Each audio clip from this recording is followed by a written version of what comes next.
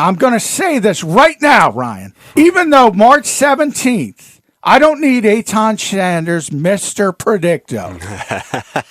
I predict all 32 teams will be under the NFL's mandated salary cap on March 17th. How's about that?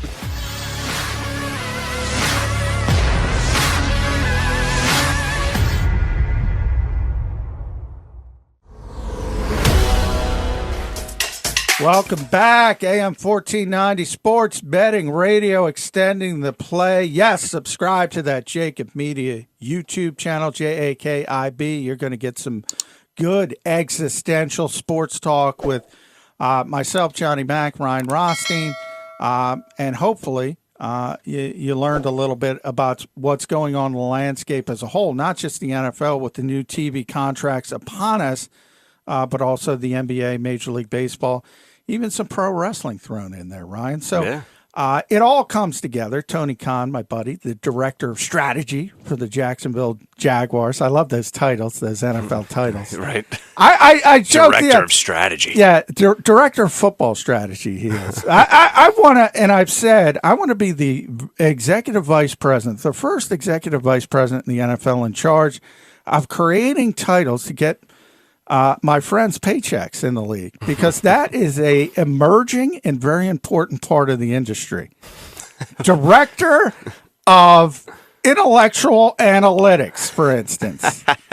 Intellectual analytics. Yes. So it's not math. It's, no, because we don't want those nerds. We got No. enough of these nerds. We talked about the nerds earlier. I'll get yelled at for that. But Nah, it's fine. anytime, and I maintain this as a good rule in life, anytime math shows up to the party, you're not going to have a good time. It's as simple as that. No, you shouldn't be at that party. Yeah.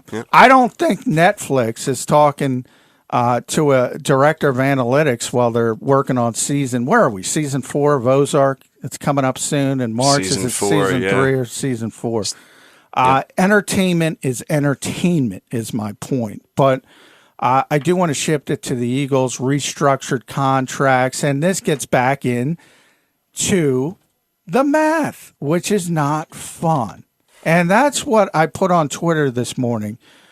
For the upteenth year in a row, I am correct. I'm going to say this right now, Ryan. Even though March 17th, I don't need Eitan Sanders, Mr. Predicto. I predict all 32 teams will be under the NFL's mandated salary cap on March 17th. How's about that? It's a bold prediction, man. Can we get odds on that? Any of your favorite betting apps. If you can get odds on that, that is your best bet of the day. It always happens. There was an uncapped year. You know, it's funny. People say, what about the Cowboys? What about Washington? Because they got fines and really significant penalties for going outside the box on an uncapped year. There was sort of a wink, and you weren't supposed to go above a certain number. Mm-hmm. Jerry Jones being Jerry Jones, Daniel Snyder being Daniel Snyder. They did not necessarily subscribe to the unwritten rules, and they got hit for it, by the way. Even though there were no rules, they got hit for it. What did they get hit for?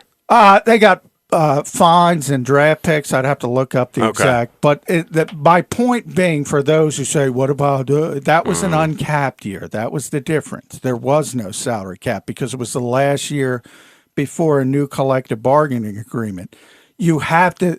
The point of this diatribe is you have to be under the salary cap. There's no other way. There's no other avenue to go. So all these people are hammering and say, how are the Eagles going to cut $45 million? Pretty easily. And you see how they're doing it. And it started with Deshaun Jackson. A couple players getting released. Malik Jackson, Alshon Jeffrey will be official early in the league year, March 17th, March 18th. I think they have till March 18th. To actually cut them. Zach Ertz is going to be traded or cut. And then the restructure started with Darius Slay, Lane Johnson. They'll continue. Brandon Graham. Jason Kelsey's essentially a restructure. You're going to see a couple other guys, Fletcher Cox, Javon Hargrave, And once you restructure all these guys, the Eagles are going to be magically under the salary cap. Amazing how that works. Yeah, funny how that works. Let me ask you something here with that, because just with everything with the NFL, fans overlook the cap and the money situation of the Eagles and any team, like in particular. What the Eagles do this offseason is going to be obviously money driven. So wouldn't it behoove them to use the number 6th pick to get a real position of need? But we've been saying that, but based off of their money situation. So would it make sense to get a quarterback at number 6? You already have one that you sort of want to figure out if he's real or not. So go get someone at linebacker, go get someone at offensive line, whatever it is, that's going to be cheap for you for the next 3 to 5 years. Yeah, and that's where the Eagles got into some trouble. If you think about sort of their shelf life as a championship team, which I've talked about a lot on The Fix, they probably thought it went on. That was their mistake. They thought it was open longer than it really was. And you kept doubling down with veteran players. Jason Peters probably the most notable example of that. But Deshaun Jackson also a big example of that as well. With his injury history, he ended up, I think, playing 8 total games in his second stint with the Eagles. And really, Ryan, if you think about those 8 games, he was hurt in more than half of those. He played very few times. So the Eagles got no return of investment on a player like that, other than 3 highlights. You had the 2 bombs in his first game and the 1 bomb from Jalen Hurts in his last game with the Eagles. So other than a couple highlights, which is, getting back to our hour 1 discussion, that's great YouTube content. That's great Twitter content. It's great social media content. It is tremendous social media content. Other than that, you got nothing. So you go back to those, remember how much, and why this Carson Wentz thing hurts so much. And we've talked about, they're paying the guy $34 million to play for the Indianapolis Colts. Yeah, go away. That $34 million, the Eagles could think about that. I don't want to. If he never existed, which is, it's a weird rabbit hole to go down, but you'd have that extra $34 million, and then you'd be cooking with gas as far as free agency. Now, remember, they only had 5 picks in 2 consecutive years because of how much draft capital they gave up to get Carson Wentz. Yep. So it's even more than the money. Everything, and that set them back from having a younger roster, a younger, more cost-effective roster with those guys under deals for 4 or 5 years before they turn into stars in theory, because you hope you hit on your draft picks. Now, I know Eagles fans will laugh at that, but that's how the NFL works. And then if they're good, then you got to pay them money. And then you're in the Eagles situation. So there's salary cap, and I mentioned this on your show yesterday. It's more about the cycle of where you are as a team. If you're good, you don't have a lot of money. If you were good and you're on the way down because you were good and you have old, expensive players, you don't have a lot of money. Yep. If you're bad, you got a lot of money. Or if you're getting good with a lot of young players before you have to pay them, you have a lot of money. So I have the list of cap space in the NFL from the most available, obviously, down to the least. And you're obviously spot on. Jacksonville's number 1. Most cap space, $85 million. Do you want to be Jacksonville? No, you don't. The Jets are 2. The Patriots are 3. Washington's 4. The Colts are 5. And just for the listeners, the Eagles are 30th at negative $25.2 million. And by the way, that's after the Slay restructured the Jason Kelce contract. They were at 43. Yep.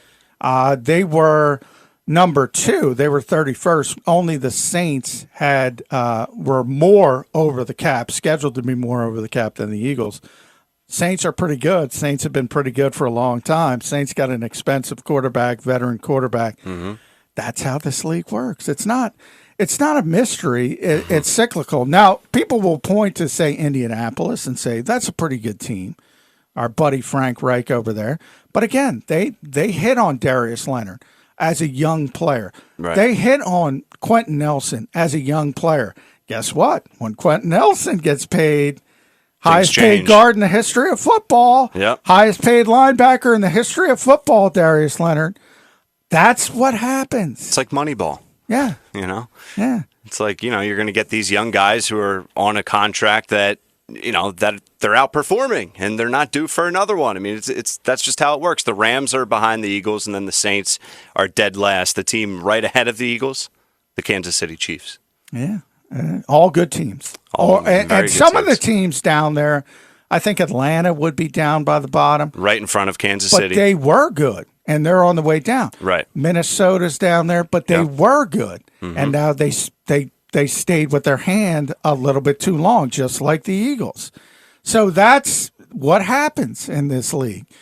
And, people would be very upset if the Eagles didn't pay Fletcher Cox when they signed him to an extension. And he was, arguably the second best defensive tackle in football behind Aaron Donald.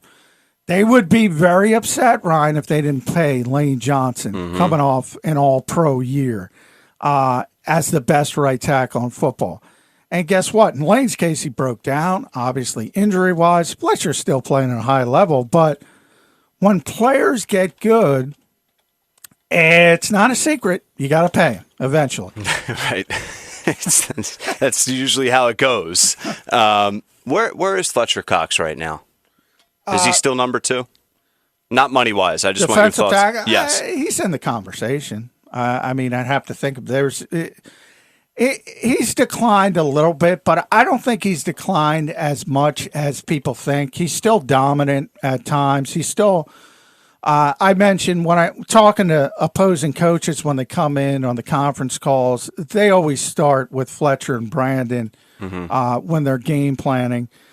So he's still highly regarded.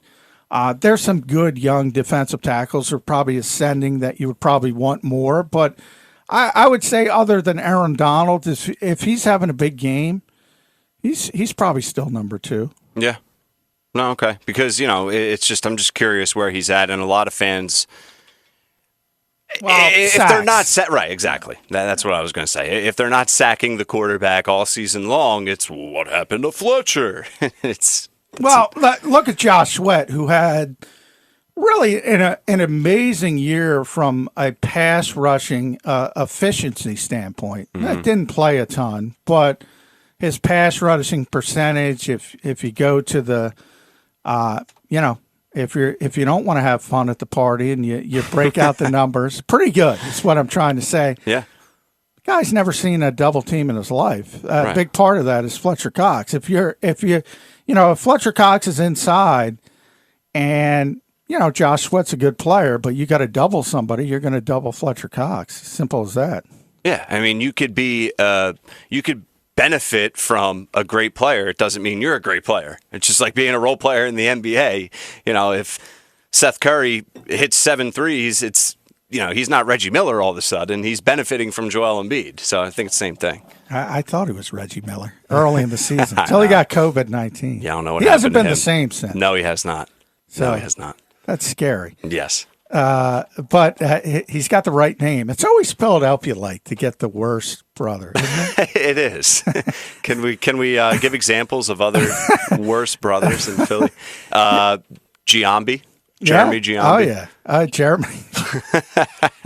I think he was in Moneyball, wasn't he? He was, yeah. Jeremy, and, they wanted to get a Giambi back. Yeah. That's right. I think Jason partied himself. I'm sure he did. Anyway, we digress. Get it back to the Eagles. Yeah. Get it back to the Eagles and get it back to March 17th and get it back to the salary cap. My point is you're basically done. I think everybody doom and gloom. So it was Deshaun Jackson, Malik Jackson, Alshon Jeffrey, Zach Ertz, and obviously Carson Wentz. That's pretty big. And everything else is going to be restructures. We talk about everyone deems Howie Roseman, everyone hates Howie Roseman, but if you have to look to compliment him. I don't hate him. Yeah, you don't, but fans. They say he's the wizard, with the books. He cooks the books in a sense, in a good way. He knows how to move money around.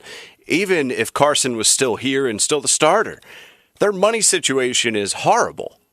Is any of this his fault?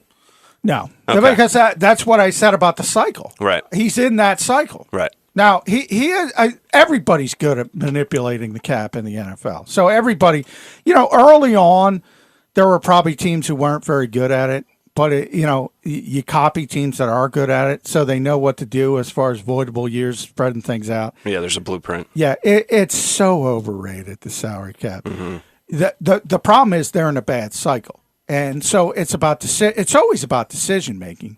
Do you make the right decisions on players? The Eagles have made too many bad decisions on players.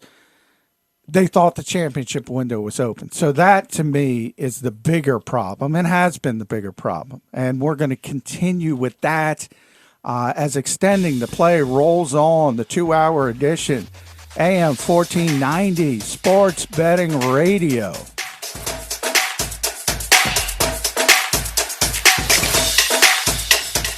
Welcome back, South Jersey AM 1490 Sports Betting Radio. We are extending the play with you. I'm Johnny Mack alongside Ryan Rothstein. A good talk this morning about professional sports, where we are, analytics, data science, whatever you want to call it.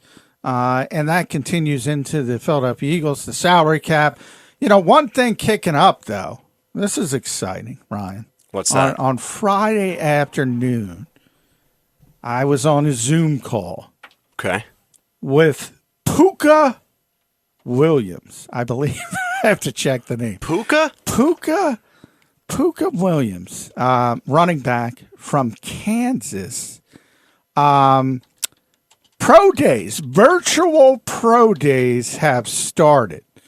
And, Kansas is obviously not a very good football team, hasn't been a very good football team, and they don't have tremendous prospects. But it was interesting because it was the first sort of introduction into a virtual Zoom Pro Day. So from that standpoint, probably more interesting to me than anybody else. But this week, it coming up, it ramps into some big-time schools. And I got the list right here.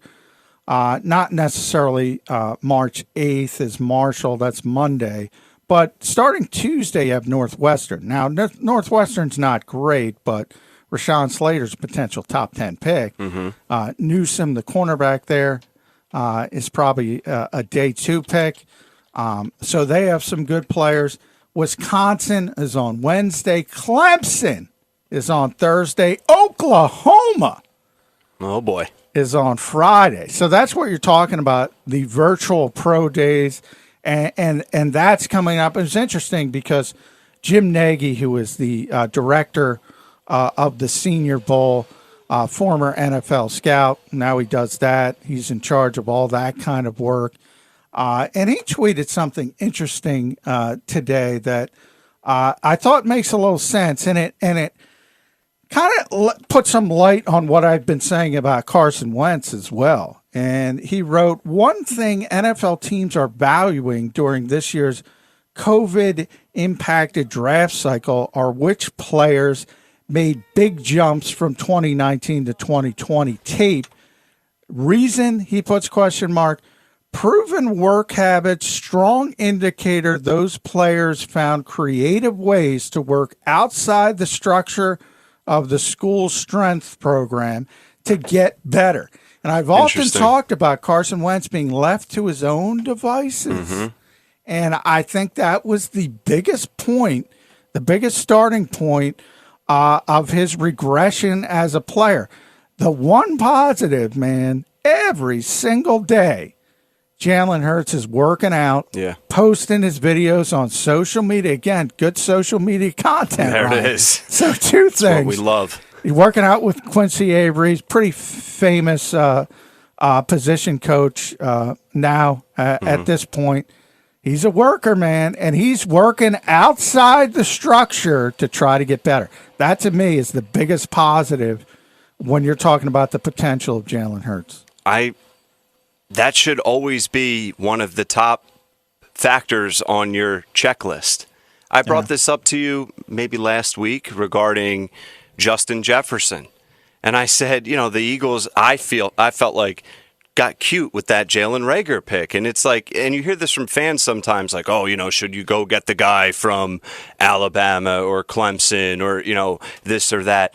Yes. Like, if they're a winner, all right, I know that's cliche and you can bring up like Tim Tebow or whatever, but you have to be able to scout, assess skills, how do they translate to the NFL, and also some of the things that aren't tangible. And I think work ethic and their environment they're coming from, and are they just like a winner? You can get the vibe from someone and a player if they're a winner and a worker. And I feel like that's overlooked sometimes. Yeah, and I think it's more important because we had gotten into that conversation about the game, the entertainment value, the lack of practice time. Well, what happens now with the lack of practice time? You want a guy who's going to try to get better on his own because you don't have him. So I do think it's important. And one of the biggest things scouts always talk about is does he love ball? Does he love ball? Does he love the game? But look, that's hard. That's what makes it hard. Because, guys, if you're a prospect and I'm interviewing you and I'm a scout and I say, well, do you love ball, Ryan? What are you going to say? No, I hate it. I just want to get paid. You're going to, it's like any job interview. You're going to say, I love it. I love it. It's my life. You want the paycheck. Yeah. That's human nature. And by the way, there's nothing wrong with that. You have to expect that. But my point is it's not easy to figure out who's going to go that extra mile. So that's the kind of thing that draft Twitter and when they look at and they do their YouTube films, look, they don't have access to these players. They don't have access to the medical records. They don't have access to all the stuff that NFL scouts do.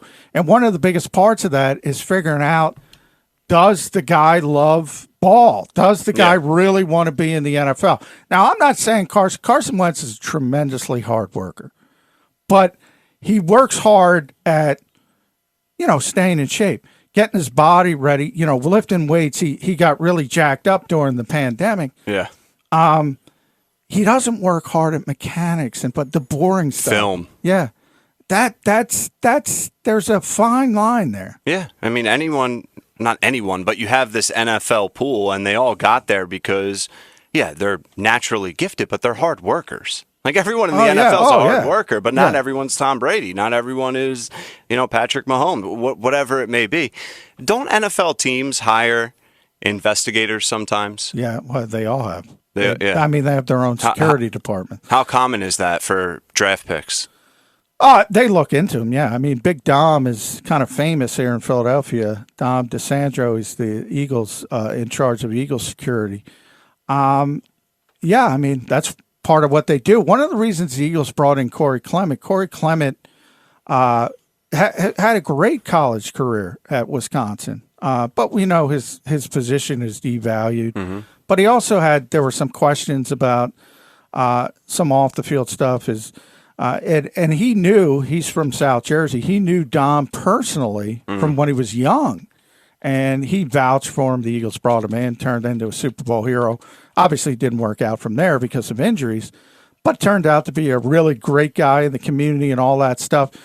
People do stupid things when they're young. I mean, at times, doesn't mean you're a bad person. Right. But, hey, that's what makes the NFL draft so hard because the easy part is figuring out the physical stuff. You can go back to the combine for 40 years and look at, okay, here's the measurables of guys who've excelled at this position. Does this guy reach the bar? That's the easy part. I think that part is focused on too much. Well, I know I sound crazy saying that. No, you're 100% right. NFL, that's more focused. NFL teams focus more on film than, they want to see. They want to see you hit a certain level, like to play wide outside receiver. You can't run a 4.8. I mean, no, yeah. Right. Yeah, Right. I mean, you can be. Anquan Bolden did, but right. I run a 5'4", but man, I got work great hard, hands. dude. Yeah, I got work great hard. hands. I'm a winner. So as long as you hit that bar for them, Right. then it becomes, yes, you have to be this type of athlete to play this type of position, and everybody has different goals and what different types of players they want. Mm-hmm. And then you go to the film, and percentages are stupid, but I've asked scouts, okay, what's the percentage of, say, combine stuff and film work and interview stuff? And every one of them pretty much says film's about 80% of it. What they see on film. Yeah. Yeah. So that mean, might be a low number. Yeah, you could argue it's a low number. Really? I mean, dude, the film don't lie, man. Yeah. Film don't lie. Well, and the problem with that, the only problem with that is you get into, the projection. We've talked about it with Justin Fields. I know we've had that conversation about, he doesn't come off as primary read because he doesn't have to. Right. And again, he's not trying to make you happy by saying, my first read is open, but let me show Bob from Stratford if he can get to his third read. That's not what he's thinking about. He's trying to run the offense. So you have to project as a scout and evaluate, okay, it's not going to be that easy in the NFL. It's fair to say that. He's going to have to go past his first progression a lot more.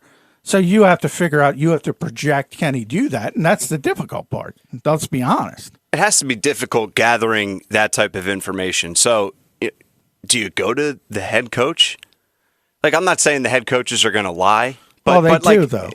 They do, yeah, of course. They're looking out for their guy, and I get that. They become family. They become close. Like, so who do you go to? Who do you trust with, like, how was he in the film room? How was he in the off season? Well, was and that's he why innovative? you try to talk to as many people as possible. You try to talk to the head coach. You try to talk to the position coach. You try to talk to the teammates. You try to get into all of that, and try to get the best picture you possibly can. But yeah, everybody's trying to put their best foot forward, including coaches. Coaches want quarterbacks especially to succeed because they want to recruit the next 5-star guy. And what can I say? Yeah, look at I turned Mac Jones into a top 10 pick. Exactly. Not that Nick Saban needs help with recruiting. Yeah. But you get the point. I really hope, Nick can add that to his repertoire. Nick's had a couple rough years. I'm hoping for him. Poor Nick, man. Thoughts and prayers for Nick Saban to get a 5-star recruit at Alabama. Thoughts and prayers. Yeah, but we're going to wrap things up here on the 2-hour edition of Extending Play after the break. AM 1490 Sports Betting Radio. More with Johnny Mack and Ryan Rothstein. Back on the program, AM 1490 Sports Betting Radio, home stretch for Extending the Play. Johnny Mack, Ryan Rothstein, and we've gotten to the bottom of it. Ryan indeed loves ball, so I'm gonna project him as a potential day 2 pick because he's tall, he's got length. I'll take it. I don't know if he can tackle from what we talked about in hour 1. I can't tackle, and I don't want to tackle. That's probably not something you could say. But Asante Samuel Jr. is going to be a second-round pick. He can't tackle like his dad. Well, there you go. It runs in the family. Makes sense. But it is interesting pro days coming up, so we'll finish up on that note. I mentioned some pretty big ones next week as well. So you're going to get to see that hype ramp up as we look at the number 6 overall pick. But in a lot of ways, Ryan, I think more important for the Eagles because what we talked about and how many years, 2 consecutive years, they were down to 5 total picks because of the Carson Wentz original trade and trying to get up to draft him back in 2016. Last year, they finally got more of the numbers back to start to populate the back end of this roster, and now they'll have a significant number of picks again, 4 in the top 100. So, look, they got to hit on 6. We all know that, and we've talked about that plenty. We're going to continue to talk about it, but those day 2 picks, and they have 37 overall. Just remember, they're a bad team, so 32 picks in the first round. You're right up at 37 overall. You got to get another starter at that pick.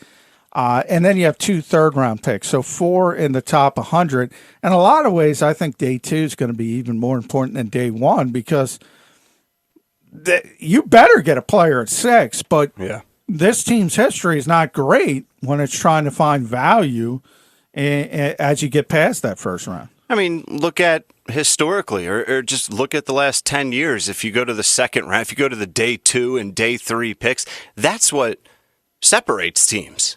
Oh, yeah. Like, it's not about the top 10. Like, sure, you can land a franchise quarterback. You can land someone that changes your franchise, but you still need to build a 53-man roster, and that comes on the day 2 and day 3 picks. Yeah, I mean, you're supposed to get a good player at 6. You're not necessarily supposed to get a good player in the 4th round. So if you can develop somebody like that into a starter, a long-term starter, you're ahead of the game. If they turn out to be, if you trade up to get Donnell Pumphrey in the first pick of the 4th round, that's not as optimal. Not ideal. So that's where good teams build. And then we talk about the salary cap and the cost-effective nature of it. Anybody can go out and say Trent Williams is, I think 33 years old now, but he obviously went to San Francisco last season, had a great season coming off the injury. Again, proved to be one of the best 2 or 3 left tackles in football. Anybody can go out and sign that guy if they have money. You talked about all the teams at the top of the cap. We'll see how Trent wants to. He'll probably want to go to a contender, but who knows? Anybody can look at that guy and say, oh, 6-time All-Pro, he can probably play. Then you start getting in a conversation, well, you got to weigh where is it going to descend? When does that happen? How many years? All that kind of stuff. The great teams, the good teams, the consistently good teams are the ones in those middle rounds who develop starters early in the career, and they're cheap. And then you can fill in the holes. Yeah. With free agency. I just plugged in, previous drafts in the second round. 2019, pick 35, Nick Chubb. Pick 38, Ronald Jones, Tampa Bay. There we go. I mean, you can go every year right around pick number 37 and find guys that are difference makers right now in the league. So, yeah, you can make an argument, John, and you are, that pick 37 is just as important as number 6. And this is what the Eagles are going to have. The Eagles are going to do certain things in free agency, but people looking for 5 years, no, it's going to be 1 year. But if you go back to 2017, and we talk about it all the time, and what did Howie Roseman do that year that was so great? It was Chris Long. It was Patrick Robinson. It was LeGarrette Blount. 1 year prove-it deals, and they all hit. Yeah. You're not looking for 5 years, $80 million guys. No. The Eagles aren't in that cycle. So that's where people have to understand. That's what the salary cap's about. Not getting under the cap. The Eagles are getting under the cap, people. I have one more example just because I can do this all day. 2017, the Eagles picked at 43 in the second round. Do you know who was picked at 41? And I'm not one of those guys. This is like the DK Metcalf thing. This? 2017. So who did the Eagles pick? Sidney Jones. Ooh. Dalvin Cook. They wanted to. It's interesting. They wanted to. They were going to pick Dalvin Cook at that position, and the Vikings jumped up. The Vikings traded up to get him. The Eagles actually wanted Dalvin Cook. That was the year. They also wanted Christian McCaffrey in the first round. So they were really intent on fixing their running back position. And sometimes things don't work out. But I will say the Eagles have a funny habit of saying, we wanted that guy. Yeah, that's awesome. When he turns into a super. We wanted Russell Wilson. And Jeffrey Lurie, he was like, well, we like good players, but sometimes teams take them in front of us. Oh, thanks, Jeffrey. Yeah. Thanks. I want a Range Rover, but I'm not driving it. I mean, we like good players. I mean, come on, man. But sometimes they get taken before our spot. And that's a perfect place to end extending the play here on AM 1490 Sports Betting Radio. Listen to Ryan during the week, Monday through Friday, 7 to 10 on The Fix. I'm there every night at 7:30. Listen to our buddy Rich Q on Tuesdays and Wednesdays with Back Your Play. And we'll be back here next week. Until then, South Jersey, keep extending that play here on AM 1490 Sports Betting Radio.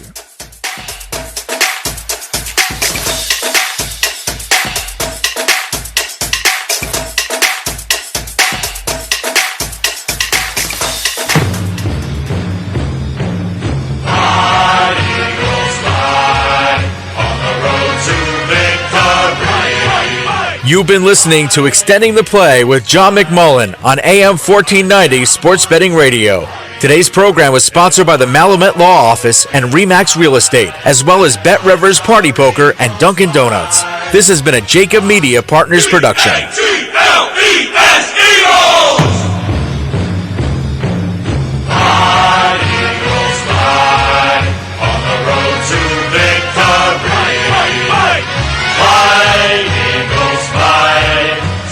Touchdown, 1, 2, 3.